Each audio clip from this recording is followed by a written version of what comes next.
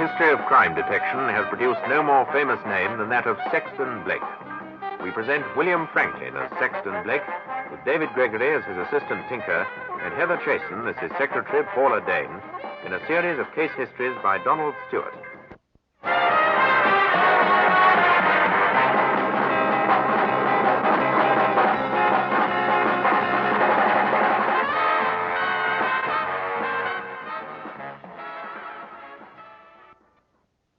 I live here, in a cottage in the village. Your whiskey, Mr. Quexley, sir. Thank you. This is on me. Here, our landlord. Take for the sandwiches as well, will you? Right, thank you, sir. Cheers.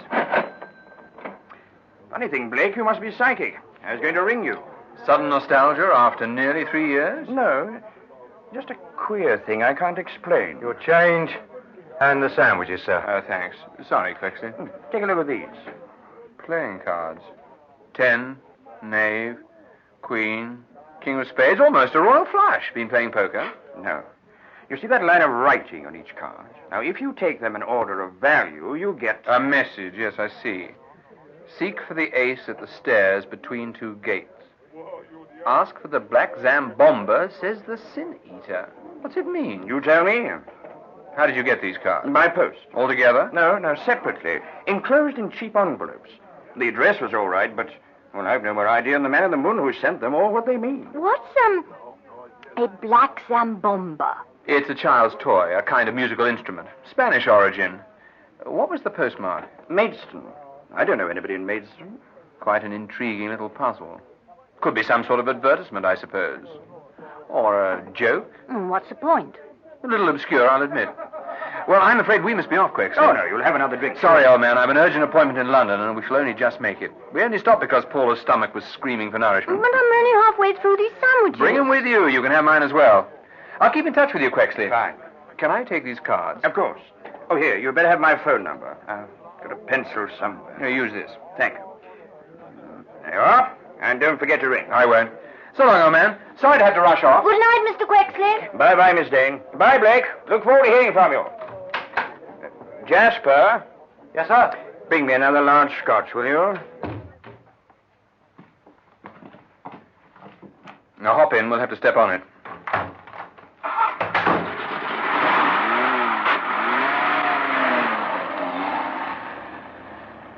Well, it's been quite a day. Yes. Nice to see old Quexley again. Pity we had to rush away. Like to have had a chat over old times. Can you make any sense out of the message on those playing cards? He said I must be psychic, but I can assure you I'm not. What's the Sin Eater when he's at home? What? Oh, in the old days, he was a chap who, for a small fee, was supposed to take all the sins of a recently dead person to himself by eating bread beside the corpse. Ugh, charming. Doesn't help much to explain the message on those cards, does it? Now, why don't you finish eating the sandwiches you're clutching so desperately? I wonder how many sandwiches I'd have to eat to take up all your sins. Or is that just a polite way of telling me to shut up? I want to think over this Quexley puzzle. Oh, all right. I'll be as dumb as an oyster. All the way back to Berkeley Square.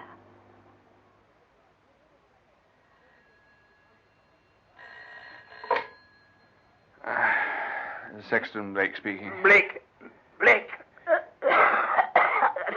I've been shot. Quexley? What? Listen. Not much time. They broke in. Those playing cards. Quexley. Can you hear me? Quexley.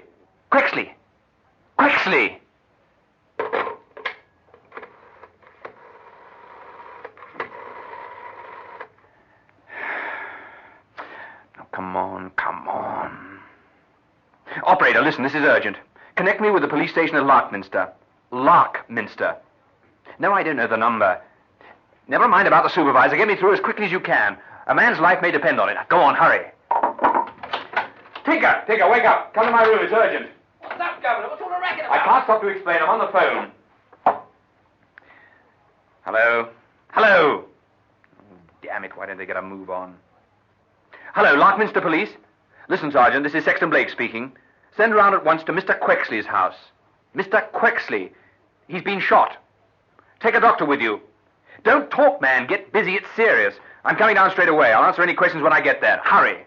You say that Mr. Quexley's been shot, Governor? Yes, get dressed as quickly as you can. How did it happen? I'll tell you all I know on the way. Hurry up, Tinker, and get the car. It's just after 2:30.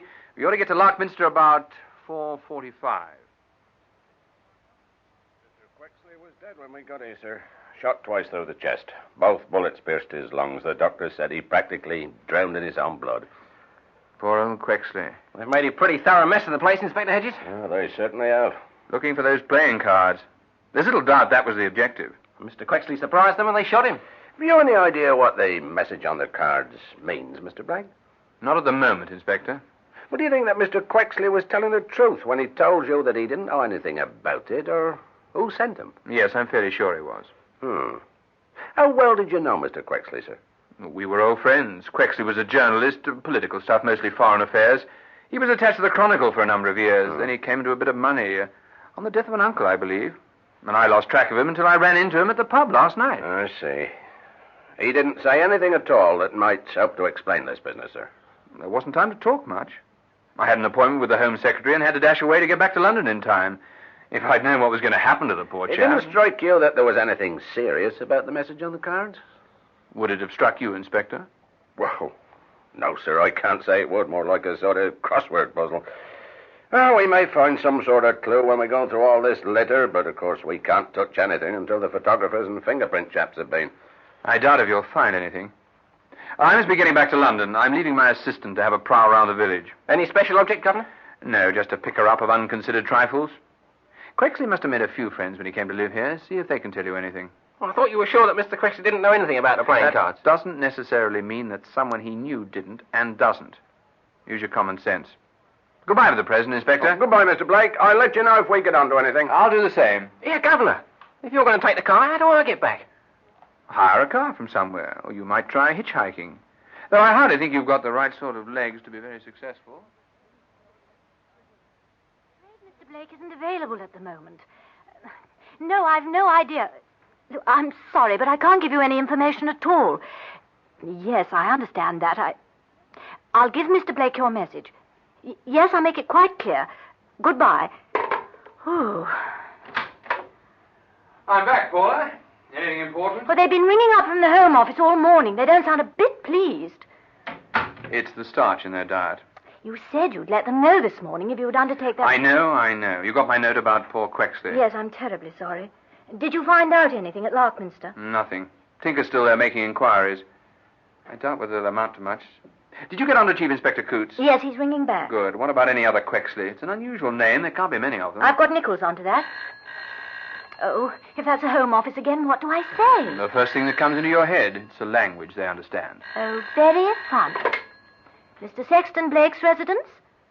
Oh, hold on a second, please. It's Chief Inspector Coots. Hello, Coots, old man. Nothing at all, eh? I thought it was just possible there might be something in CRO. It would take too long to explain now. I'll tell you all about it when I see you again. You always are in a hurry. Take it a bit more easily. You'll be getting stomach ulcers. So long, chum. Thanks for your trouble. There's no record of anyone called a sin eater. No. Get Mrs. Bardell to make a pot of coffee, will you, Paula? Very strong. Yes, of course. I don't want to see anybody. Don't worry, I'll cope. Oh! Anything the matter, Paula? Just as you told, mister, this bird's going to get her face sliced, see? We don't want no trouble. Don't let me go, you... Who are you? What do you want? We want those playing cards, mate. That's all. Just them cards.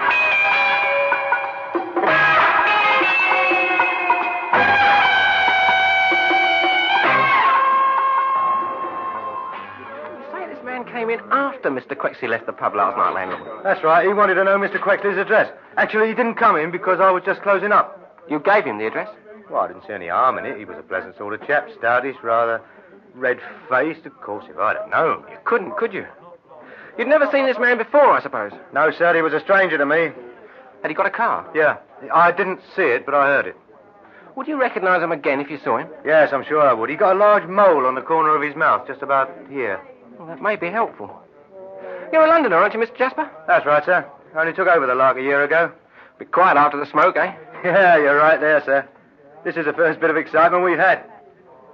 I suppose robbery was the motive. Was anything valuable stolen? Well, the police are still checking up. I hope they get whoever did it. You know, that chap didn't look like a burglar. Well, there's no evidence that he was. Except that it's a queer thing he should come here asking for the address on the same night that it happened, don't you think so, sir? Well, you may be able to explain that when we find him. Maybe you're right, sir. Is there any place I can hire a car to get me back to London? Not in the village. The nearest place you get anything like that would be Retford. It's just over 7 miles. 7 miles? Yeah, just a minute, sir. When do you want to go? Well, as soon as possible. Miss Joan will be driving up to London in about 20 minutes. She'd take you, I'm pretty sure. Miss Joan? Miss Joan Clements. She's the vicar's daughter. This is her day for going up to London. Why don't you pop round to the vicarage and see her? She'd take you willingly. Well, I can but try, can't I? Well, thanks a lot, Mr. Jasper. You're welcome, sir. You'll find it'll be all right. The vicarage is just along the road and it's next to the church. Yeah, I know. I pass it on the way here. Well, goodbye and thanks again. Come on now, look, Slippy. We ain't got the rest of the blasted week. Chuck over them cards. What cards? Shall I give her a tickle with a nasty? Have you hurt that girl? What can you do, eh? She'd lose half her face before you could blink. Ain't that right, Ted? That's right, mate. No, I ain't touchy yet, darling. You don't want to start singing before you've got something to sing about. Who sent you here? Who was it, Ted? Was it the Duke or the Archbishop? I can't remember now, can you? I thought it was His Royal Highness. I haven't got the cards you want. Don't push the bird's luck, mate. Ted dish him for a bit of fun with his knife. The police have got them. Where shall I start the carving, Steve? What about a bit of this? No! I don't like spoiling a pretty thing like you, sweetheart. Listen, I have not got those cards. I'll give you just 1 minute to hand them over or the bird gets it, good and proper. Don't answer it, let it ring. That's it. Let it ring. What you mean? If that call isn't answered, it'll be automatically transferred to the porter's office downstairs. So what? The porter knows that both Miss Dane and myself are in. We always tell him when this flat is left empty so that the switchboard girl can take incoming calls. We couldn't care less, mate. But you will. In my profession, one has to take precautions. The porter has instructions to notify the police if he suspects anything. Eh? He'll be suspicious when he knows that we are in, but haven't answered the phone. He's bluffing, Steve. This building will be full of police in about 1 minute, 30 seconds. You'll find it difficult to get away, unless you go now. Come on, Ted. I ain't risking it. Oh, leave the bird. Here, you fool. Come on. Oh. Put Rogers on the house phone, Miss Baker. It's urgent.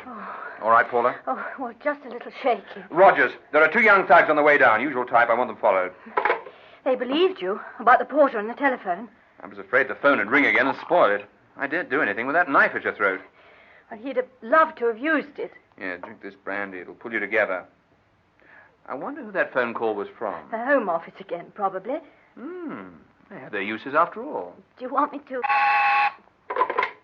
Yes? I see. Well, it can't be helped. You did. Well done. Yes, all right, Rogers.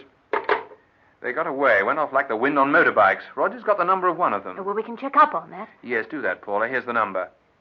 How would you enjoy a breath of sea air? Sea air? Health-giving ozone, clean and invigorating. Be ready to leave in 15 minutes. Are you serious? Very.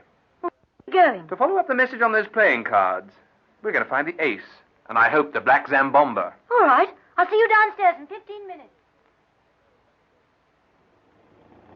Well, here we are. The stairs between 2 gates. Broad stairs. Exactly. It lies between Margate and Ramsgate. Simple. When you know. How did you know? Correlation of ideas. Those 2 young thugs, healthy tans, fights at seaside towns, Margate. And the whole thing clicked. Very clever. And what next? We look for the ace. I imagine that it's some place called the Ace of Spades or something of the kind. There's a restaurant over there. Perhaps they'd know. Paula, you're not hankering after food again, are you? It's becoming a fetish. It may have slipped your memory, Mr. Blake, but I haven't had anything to eat since my breakfast. Well, you'll have to wait. Here's the police station. That's the most likely place to find out.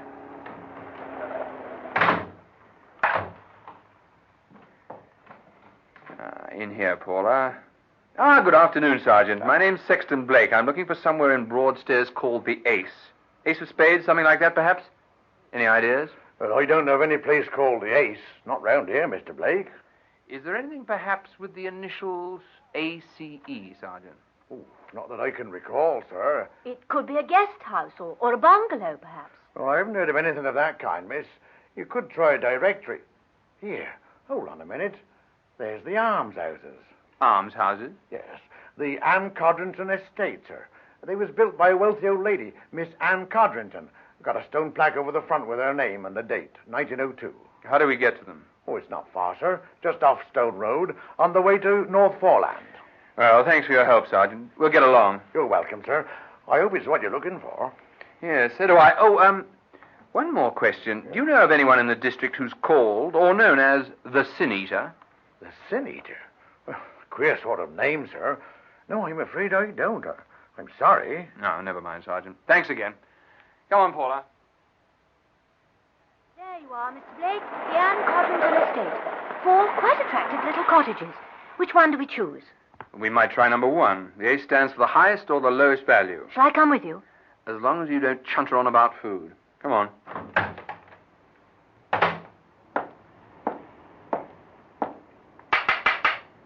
Who is it? Can I speak to you for a moment, madam? If you're selling something, I don't want it. If you want something, I ain't got it. Well, that seems to cover everything. If I could just have a word with you. What do you want? If it's about the telly, I ain't got one.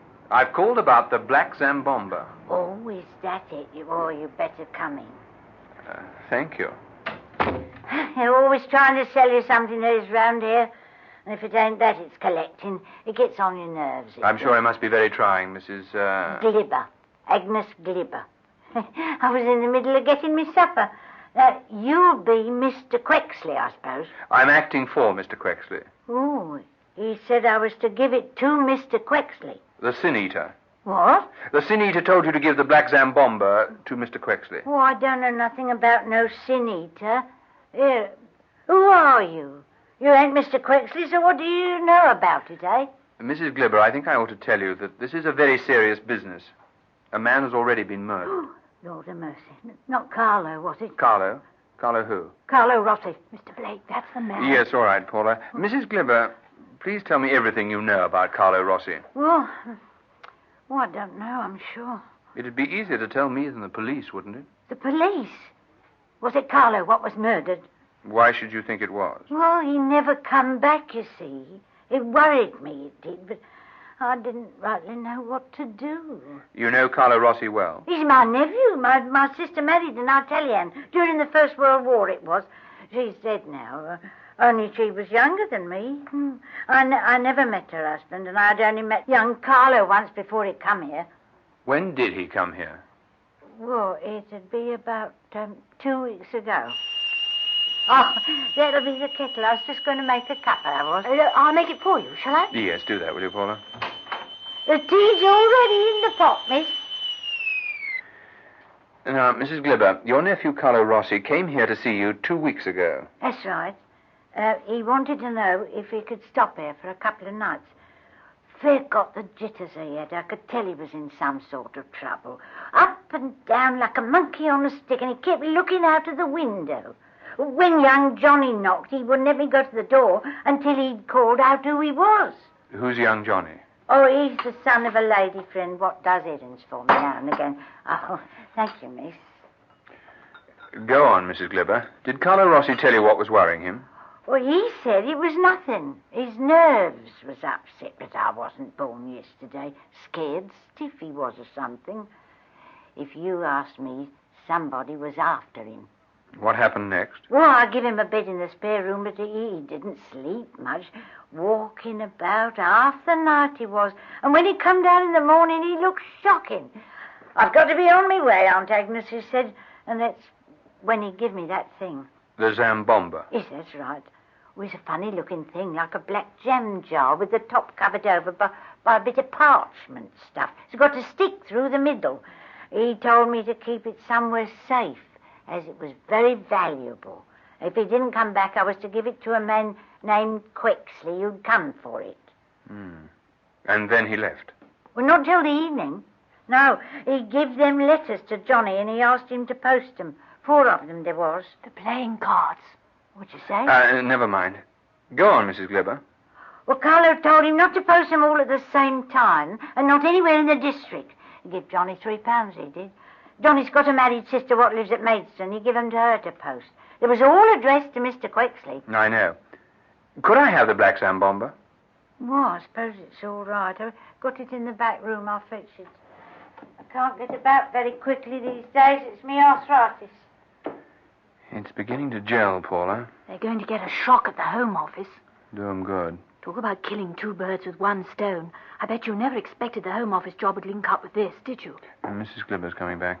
Oh, here it is. It don't look all that valuable, do it? Well, it depends on what's inside. Let's open it carefully, Paula.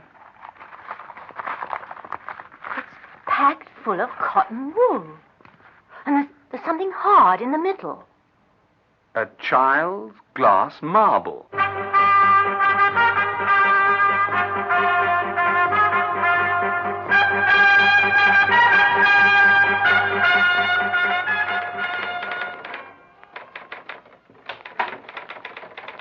Hello, Paula.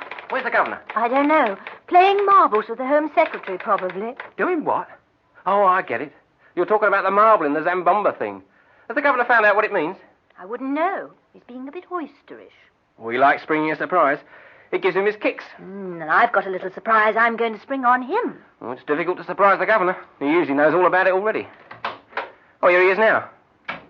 Hello, you two, gossiping as usual? I've got Nichols' report on the Quexleys. It doesn't matter now. You'll never believe what I'm going to tell you. You know. About the Quexley we wanted, yes. He's been working as a rather obscure civil servant in a department of the Home Office. Bang goes the little surprise, Paula. Eh? Oh, never mind. Have you seen this Quexley? No, he's away on leave. A walking tour in Scotland or something. It just shows how these government departments are run. Most of the staff don't even know the name of the chap along the passage or what his job is. What's Quexley's job? From what I can gather, he initialed forms which were then passed on for somebody else to read. However, he doesn't matter very much. But I thought he was the man to whom Carlo Rossi intended to send the cards. Oh, yes, he was, but he doesn't know anything about it. By the way, how did you get back from Larkminster, Tinker? Managed to hire a car? I hitchhiked. The vicar's daughter gave me a lift to London, and she did have the right legs. Fine. Well, what's the next move, Gov? Masterly inactivity until this evening. And what happens then? We tie everything up neatly and call it a day. Quite a nice problem it was, really, when you come to think of it. Why aren't we stopping at the pub, Gov? Out you get. You're too late for a drink. It's closed. There's still a light in the bar. Perhaps we can get the landlord to open up for us. I do wish I knew what you were up to. Same here.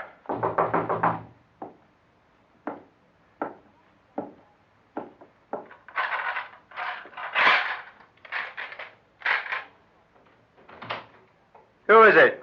Good evening, Mr. Jasper. Remember me, Sexton Blake? I'm sorry, sir. We're closed. I don't want to drink. I just want to ask you a question. Can we come in? Well, yes, come in, sir. Well, what was the question, sir? Mr. Jasper, what have you done with Carlo Rossi? I don't know what you mean, sir. Perhaps I should have said the body of Carlo Rossi. Mr. Blake, this is my home, and I... Keep your hand away from that drawer, Jasper. This gun is small, but it's very effective. I tell you I know... I'll do the talking. You're a member of the Cosa Nostra, better known perhaps as the Mafia. So was Rossi, until he got sick of all the killings and the violence. What the blaze are you talking about? I know nothing about the The Mafia don't like any of their members getting out. They liked it less in Rossi's case, because he knew the name of the man who was head of the British organization. All this has got nothing to do with... And that is you, Jasper. You're talking nonsense. Rossi came to England with the Mafia hot on his heels. He was badly frightened, but he was determined to get his information into the right hands. During the war, he worked with the resistance movement in France. The liaison officer was a man named Quexley. Not the Quexley you murdered. Another Quexley. Another Quexley? Rossi's code name was the Sin Eater, and communications were written in code on playing cards. Rossi knew that anything he sent on playing cards to Quexley, particularly if it included the name Sin Eater, would be understood. But he sent them to the wrong Quexley. That was a shock for you, Jasper, when this one showed me the cards in the bar. But you didn't know I'd taken them. You were called away to the other bar, and when you came back, I'd gone. You shot poor Quexley, but it wasn't until you couldn't find the cards that you realized that I'd got them. There's not a word of truth in all this. You sent those two thugs to get the cards from me. Steve Munt's been pulled in and he'll talk. So will Ted when the police get hold of him. You can't connect me with any thugs, Mr. Blake. I don't know anything about them. Now, will you go, please? I'm tired and I want to go to bed. Open the door, Tinker. Right, Gov. I'm sure Inspector Hedges is getting tired of waiting. The police are going to tear this place apart, Jasper, and there's nothing you can do about it because they have a special Home Office warrant. I'll carry on, Inspector. Right, sir. I'll keep an eye on Mr. Jasper right here. Oh, dear. I don't know how I'm going to get through a day's work tomorrow. Today? You would come, Paula. Well, I wasn't going to miss anything. You didn't. Anyway, there's enough on Jasper to keep him out of circulation for a good many years. And we've got a list of all the mafia who have infiltrated into the country. That'll please the Home Office. And the body of Carlo Rossi in that barrel in the cellar. How did you know Rossi would be there? No, I didn't. It was a long shot. He must have decided to come down and keep an eye on Jasper himself. Or more likely, he was brought down for Jasper to question by one of the mafia who were trailing him. Well, the Home Office asked you to find Carlo Rossi, and you found him. They were getting worried about the mafia starting up in England in a big way. Rumors had reached them that Rossi knew the man in charge. That's why they asked me to look for him. What put you wise about Jasper Gunn? Rossi. How? The marble in the black Zambomba. How the dickens does that link up with Jasper? But Jasper in French signifies marble. Strictly speaking, jasper, to face with marble. Like a fireplace or something like that. It was the nearest Rossi could get, but it was good enough. Oh. I do hope we haven't got a busy day. I feel like sleeping for a week. You needn't come in till after lunch. Think you can look after anything urgent? Oh, look, Gov. I want to rest too. I've got to be freshened this evening. Why particularly? I've got a date. Not with the vicar's daughter. Why not? She's an absolute smasher. She's got everything. Including a vicar for a father. All right, good luck, old chap.